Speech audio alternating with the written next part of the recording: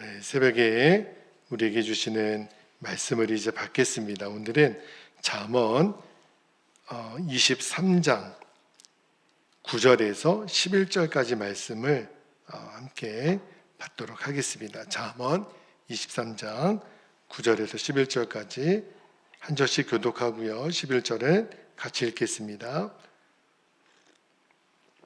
9절입니다. 미련한 자의 귀에 말하지 말지니 이는 그가 너의 지혜로운 말을 업신여길 것임이니라. 옛 지계석을 옮기지 말며 고아들의 발을 침범하지 말지어다. 11절 함께요. 대적 그들의 구속자는 강하시니 그가 너를 대적하여 그들의 원한을 풀어주시리라. 아멘. 하나님 말씀입니다.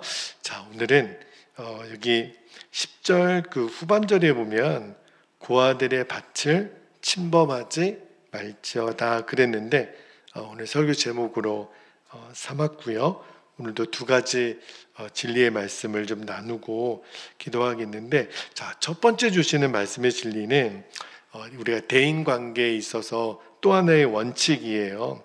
우리가 이제 하나님 말씀을 전할 때 그것을 조롱하는 자들이 있어요. 무시하고 조롱하는 자에게는 우리가 적당하게 선을 걷는 지혜, 이것도 또 하나의 지혜라는 것을 좀 나누기를 원하는데, 자, 9절 말씀을 다시 한번 좀 볼게요. 9절에 보니까 미련한 자의 귀에 말하지 말지니 이는 그가 너의 지혜로운 말을 업신여길 것임이니라 그랬는데, 여기 9절에 나오는 미련한 자 있잖아요.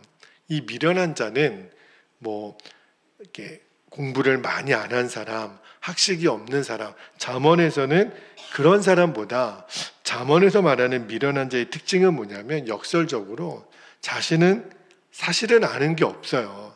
그런데 자기가 지혜롭다고 여기는 사람, 그 사람이 미련한 자라는 거예요. 그렇죠? 그러니까 오히려 지혜로운 자는 어떤 사람이죠? 제가 아는 게 없습니다. 제가 부족합니다. 제가 당신의 말을 제가 배우기를 원합니다. 사실은 이 사람이 지혜로운 사람이고, 미련한 자는요, 내가 똑똑한데 내가 누구 말을 들어요? 내가 누구를 가르치지. 그런 사람을 성경은 잠언에서는 미련한 자다 이렇게 말을 한다는 거예요. 그래서 우리가 잠언 12장 15절 읽을 때도 말씀을 나눴었는데, 잠언 12장 15절에 이렇게 되어 있습니다. 미련한 자는 자기 행위를 바른 줄로 여기나 지혜로운 자는 권고를 듣느니라. 그러니까 미련한 자의 특징이 뭐냐면 내가 똑똑하니까 내가 생각하고 내가 판단하는 거는 바르고 다른 사람은 틀렸다 이렇게 말하는 사람. 그러니까 이 사람이 성경이 말하는 미련한 자. 그런데 오늘 9절 말씀해 보니까 그런 미련한 자의 귀에는 뭐 하지 말라고요? 말을 하지 말라는 거예요. 자, 이 9절 말씀을 액면 그대로만 받으면, 우리 주변에 내가 하는 말을 이렇게 알아들을 수 있는 귀를 가진 자가 얼마나 될까? 그런 회의적이기도 해요. 그러니까 오늘 말씀은 그러면 내가 아예 대인관계를 포기하라는 말인가? 왜냐하면 말을 잘 이렇게 경청하는 사람보다 이렇게 정말 미련한 사람이 많거든요. 그러니까 오늘 말씀은 그런 사람들을 아예 관계를 끊으라 그런 의미는 아니에요. 그러니까 미련한 자의 그 사람들이 이제 어떤 하나님의 말씀이나 내가 하는 말을 무조건 이렇게 무시하는 사람이기 때문이라기보다는 오늘 이 9절이 말하는 미련한 자의 아까 특징이 첫 번째는 내가 많은 거를 안다라 그랬잖아요. 그런데 그 안다라는 것 때문에 하나님의 말씀도 비웃는 사람, 그리고 그 하나님의 말씀과 반대로 고집하여 교만한 사람, 그러니까 하나님의 존재마저도 부인하는 이 악한 사람들이 있어요. 그러니까 아주 고의적으로 아주 하나님 말씀을 비방하고 또 무슨 과학적인 근거를 내세운다거나 자기가 아는 어떤 경험을 내세워서 하나님 말씀이 틀렸다고, 하나님은 안 계시다라고 이렇게 이야기하는 그 악한 사람, 그러니까 그 사람이 사실은 오늘 잠언이 말하는 미련한 자. 그런 사람에게는 아예 말을 하지 말라. 왜 그러냐면 그런 사람의 이렇게 마음의 특징이 있는데, 자, 시편 119편 70절을 볼게요. 그 사람의 마음밭이 지금 어떤 상황이냐면 그들의 마음은 살져서 뭐 같다 그랬냐면 기름덩이 같다 그랬어요. 그러나 나는 주의 법을 즐거워하나이다. 제가 어제 그 건강검진을 받고 왔는데, 여러분 이 몸도 말입니다. 이게 지방이 많아지면 우리가 보통 이 지방은 기름덩어리라고 이렇게 이야기를 하잖아요. 그러니까 내 몸에 적당한 지방은 필요하겠지만 지방이 너무 많아지면 사람이 비대해지고 모든 그 성인 합병증이 이 비만으로부터 오니까 이 콜레스테롤이 올라가는 거를 굉장히 조심하라고 이야기를 하잖아요. 그런데 영적으로도 저는 이런 표현이 있다라는 거를 제가 말씀을 다시 한번 보면서 이런 성경의 표현이 있네. 마음이 살쪄서 기름덩이 같은 사람. 그러니까 이거는 완전히 영적으로 둔감한 사람. 그러니까 하나님의 말씀으로 받지 못해요. 그러니까 예수님도 성경에서 아무리 귀한 것을 줘도 귀한 것으로 여기지 못하는 사람의 심령을 가리켜서 뭐라고 말씀하셨냐면, 자, 마태복음 7장 6절을 볼게요. 마태복음 7장 6절에 보면 예수님이 이렇게 말씀하세요. 거룩한 것을 개에게 주지 말며 너희 진주를 돼지 앞에 던지지 말라. 그들이 그것을 발로 밟고 돌이켜 너희를 찢어 상하게 할까 염려하노라. 그러니까 어떤 자들을 염두에 둔 거냐면, 예수님이 아무리 하나님의 말씀을 전해도 그거를 부인하는 자, 받아들이지 않는 거예요. 왜 그럴까요? 필요가 없다고. 이미 나는 율법을 지키고 있고 나는 하나님의 백성이고 예수님의 말을 도무지 듣지를 않는 거예요. 오히려 악한 감정을 가지고 하나님의 복음을 대적하는 그들에게는 아무리 귀한 복음을 전해도 합당하지가 않다. 그런 말씀을 예수님이 하셨어요. 그래서 예수님 공생의 기간 동안에 이 서기관들, 바리새인들, 그들은 이미 율법에는 도통한 사람들이잖아요. 그러니까 예수님 전하는 하나님의 말씀은 듣지를 않는 거예요. 그리고 나중에는 예수님을 죽이려고 하잖아요. 그래서 예수님이, 여러분 기억하실 거예요. 나사렛에서는 아무런 능력을 행하지 않습니다. 왜요? 안 듣는 거예요. 다 안다고 교만하니까. 그들이 오히려 예수님 전하는 천국 복음을 대적하는 거예요. 그리고 예수님이 헤롯과 같은 사람에게서는 침묵하잖아요. 여러분 사도 바울도 동족 유대인들을 위해서 생명을 내어걸고 기도하지만 따라다니면서 회방하는 유대인들을 가리켜서 바울이 뭐라고 그러냐면 발의 먼지를 털어버린다라는 표현을 써요. 내가 이들하고는 내가 상종하지 않겠다. 그리고 나는 이방인에게로 가리라. 그렇게 사도행전에서 바울이 이야기를 하잖아요.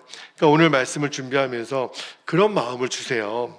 우리가 세상에 나아가서 하나님 말씀을 전하고 삶으로 복음을 전할 때 애정과 열정은 있어야 돼요. 그러나 어떤 지혜가 필요하냐면 그 상대방의 심령을 우리가 잘 분석하고 그가 어떠한 상태에 있는지를 헤아릴 수 있는 지혜도 저와 여러분에게 있기를 축복합니다. 이런 사람들이 있어요. 아주 호전적으로 아예 싸우자고 성경 한번 비판 한번 해보자고. 그런데 여러분 논쟁으로 우리의 어떤 힘과 열정을 소진할 필요가 없습니다. 물론 최선을 다해서 우리는 모든 사람을 우리가 권면하고 하나님 말씀을 전해야 돼요. 그런데도 거절하고 아예 그냥 싸우자고 달려드는 사람에게는 내가 관계를 차라리 끊어버리는 게 낫습니다. 알겠다고.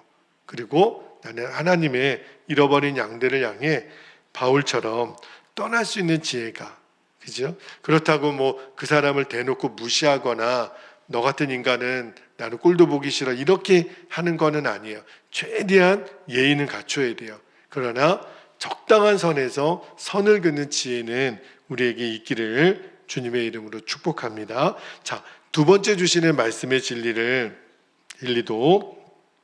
나눌 텐데 잠언에서 여러 번 나눴던 주제 중에 또 하나의 주제인데 힘이 없는 자들을 이렇게 짓밟는 것은 심판을 자초하는 자살행위와 같다라는 말씀을 좀 나눌게요. 자, 이어지는 10절도 한번 볼게요. 10절에 보니까 옛 지계석을 옮기지 말며 고아들의 밭을 침범하지 말지어다 그랬는데, 여러분, 제가 그 지계석을 옮기지 말라는 말씀은 지난주 수요일 새벽에 한번 말씀을 나눈 적이 있어요. 지계석이 땅의 경계를 말하는 거라 그랬잖아요. 그러니까 이 지계석으로 옮기는 거는 이런 의미예요. 하나님의 권위를 도전하는 거예요. 하나님이 정해놓으신 그 말씀의 그 한계를 내 마음대로 벗어버리는 거. 그러면서 악한 사람, 다른 사람들, 약하고 좀 힘없는 자들을 이렇게 압제하는 거. 그러지 말고, 여기 또 오늘 10절 후반절에 보면, 제가 오늘 설교 제목을 고아들의 밭을 침범하지 말지어다 그랬는데, 여기 이 고아가요, 개역 성경에는 외로운 자식이라고 이렇게 표현이 되어 있어요. 그러니까 뭘 상징하는 거냐면, 사회적으로, 경제적으로 힘이 없는 자들, 그리고 법적으로나 자력으로 이렇게 침해를 당해도 저항할 수 없는 그런 사람들이 있거든요. 사회적인 약자들. 대표적인 게 고아와 과부와 나그네들. 정말 이렇게 저항할 수 없는 그런 사람들을 절대 그들의 밭을 침범하지 말라. 왜 그러냐면, 이어지는 11절을 한번 볼게요. 11절에 보니까 대저 그들의 구속자, 여기서 그들은 누구죠? 이 고아들, 사회적인 약자의 구속자는 강하시니 그가 너를 대적하여, 이 고아들의 밭을 침범하는 너를 대적하여 그들의 고아들의 원한을 풀어 주시리라. 여기 보면 구속자라는 표현이 나와요. 궁극적으로는 하나님이죠. 그러나 대신 원한을 풀어주는 존재가 옛날에도 있었거든요. 이렇게 룻기에 나오는 이 기업 물을 자 같은, 그죠? 집안에 어떤 유력한 자가 있어서 어떤 빚을 지거나, 내가 이 문제를 해결해 주지 못하면 내가 큰 어떤 낭패를 당하는 경우에 어떤 자유를 찾아주거나, 또는 어떤 그 동일한 복수를 행함으로, 그러니까 원수를 갚아줄 의무가 있는 어떤 그 사람을 구속자라고 해요. 근데 궁극적으로는 사실은 하나님이죠. 그러니까 이 11절 말씀은 뭐냐면, 예를 들어 부모가 없는 고아의 땅이라 하더라도, 사회적인 약자라 그랬어요. 함부로 그 땅을 가로채면 구속자 대신 하나님이 가만히 두지 않겠다는 거예요. 하나님이 복수해 주겠다는 거예요. 하나님이 무서운 심판으로 징계하시겠다는 겁니다. 그러니까 우리 주변에 지금도 보면 이런 하나님의 엄미하신 말씀이 있는 줄도 모르고, 내가 가지고 있는 힘을 가지고 힘이 없는 자들을 억압하고, 정말 그 약한 사람들을 더 마음껏 짓밟는 사람들이 있습니다. 게다가 그들은 자기들이 알고 있는 그 얄팍한 법 지식이 있어요. 그걸 가지고 아주 사람을 사지로 몰아가는 거죠. 그리고 약탈하고, 그리고 그들을 두려워하지 않아요. 오히려 그렇게 행하는 자신들의 어떤 권세나 지혜를 자랑하죠. 그리고 다른 사람들 앞에 떳떳하게 이야기하는 사람들, 그런 사람들이 있어요. 그러니까 말씀을 준비하면서 주님 그런 마음을 주세요. 어떤 때는 이 사회가 정말 정의가 있는 건가? 너무 부조리하고 악한 사람이 막 오히려 큰 소리 치는, 정말 하나님의 법이 무너진 것은 아닌가 하는 그런 아픈 마음이 들 때가 있어요. 그런데 주님이 저에게 주신 마음은, 그런 사람들이 활개를 친다 하더라도 누군가는 하나님 마음을 온전히 헤아리고, 여전히 이 땅에 존재하는 사회적인 약자들이 있단 말이에요. 그들에게 관심을 가지고 그들의 어려운 목소리를 들어주고 또 보호해주는 그런 일에 앞장서는 사람이 있어야 되지 않겠느냐. 그 사람이 우리 베델교회와 베델의 성도들, 저와 여러분이 되기를 주님의 이름으로 축복합니다. 여러분, 이 땅에 참 어려운 이들이 많아요. 오늘같이 갑자기 추워졌을 때 정말 이 추위를 감당하지 못하는 이들도 있겠다. 또 이렇게 눈이 오고 그러면 더 어려운 사람들이 있겠다. 그렇죠? 그래서 저도 늘 이 익산 땅을 중보하면서 또 이 익산에 물론 사회보장제도가 있기는 하지만 우리나라가 참 그렇게 점점 잘 되어 있는데 그래도 그런 어떤 돌봄을 받지 못하는 영적인 사각지대에 있는 사람들이 있을 거예요. 그래서 기도하면서 하나님, 정말 그런 사람들의 어떤 손과 발이 되어줄 수 있는 그러한 도구가 되었으면 좋겠습니다. 그런데 이렇게 생각났던 그 대상이 또 저는 우리 청년들이라는 생각이 들어요. 물론 또 어떤 이유에서든지 익산까지 와서 또 공부하는 우리 청년들, 또 그 중에 믿음을 지키고 신실하게 살아가는 우리 청년들이 있잖아요. 근데 그 청년들이 어떤 의미에서 보면 이런 약한 존재일 수 있겠다. 아직은 어떤 경제적으로는 독립하지 못한 그런 청년들이 있잖아요. 그리고 제가 듣기로는 토요일 새벽, 주일 새벽까지도 그렇게 아르바이트하고 또 힘든 노동을 하는 이야기를 들으면서 또 그 와중에 또 하나님의 선교를 위해서 그렇게 시간과 재정을 드리고 애쓰는 우리 청년들이 계속 좀 마음에 이렇게 떠오르더라고요. 그래서 그들을 잘 돕고 또 섬기고 그들의 믿음이 건강하게 잘 자라도록 돕는 일도 우리 교회나 또 저의 역할이 아닌가 하는 생각이 계속 들었어요. 그러나 적어도 오늘 말씀을 묵상하면서 내가 누군가를 그렇게 돕지는 못할 망정 절대 그들을 압제하지는 말 것, 모른 척하지 말 것. 여러분, 그 선한 사마리아인 비유에 보면 강도 맞는 자의 이웃이 누구냐 그랬을 때 사람들은 다 지나갔어요. 그가 레위 사람이든 그가 제사장이든 그가 어떤 정말 사회적인 그런 지위를 가진 사람이든 그 강도 만난 사람을 다 지나갔지만 상종하지도 않았던 선한 사마리아인은 그를 부축해가지고 치료해주고 또 여관으로 가서 지낼 수 있게 해주고 그 여비를 대신 감당해주고 돌아와서 더 갚아주겠다 그러고 우리에게 지금 필요한 마음이라는 생각이 들었어요. 그러니까 힘없고 약한 자들을 볼 때마다 하나님, 우리가 선한 사마리아인의 심정으로 도울 수 있는 기회가 있을 때 외면하지 말고 우리들이 돕고 섬겨주고 사랑으로 감싸주기를 힘쓴다면 주님이 오늘 말씀하시기를 내가 그들의 구속자인데 만약에 그들을 압제하면 내가 너희를 징계하겠지만 정말 그들의 후견인 되시는 주님이 보셨을 때 우리가 힘을 다해서 그러한 약자들을 돕고 섬기는 모습을 주님이 보실 거 아니에요. 구속자 되신 주님이 보셨을 때 나를 대신하여 너희들이 그렇게 섬기니 고맙다.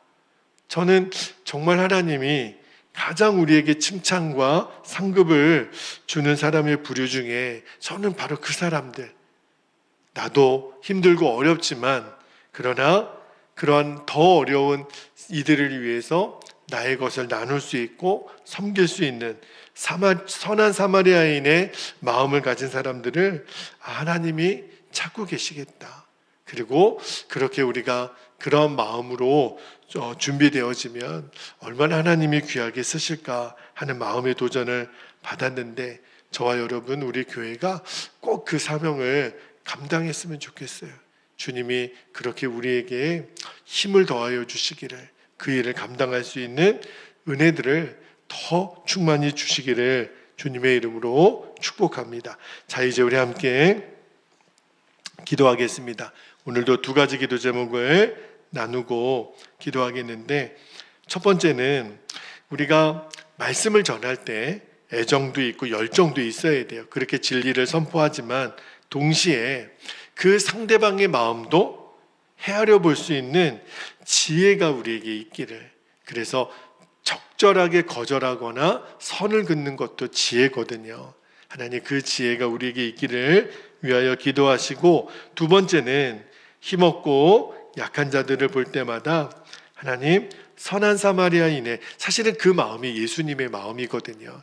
그 마음을 우리에게 주셔서 그 마음으로 우리가 어려운 이들을 돌볼 수 있는 그런 은혜를 우리에게 주시기를, 우리 주변에 어떠한 사람이라도 우리에게 보여지거든 외면하지 말고 우리가 섬기는 자리에서 꼭 쓰임 받을 수 있도록 이 시간 함께 기도하기를 원합니다.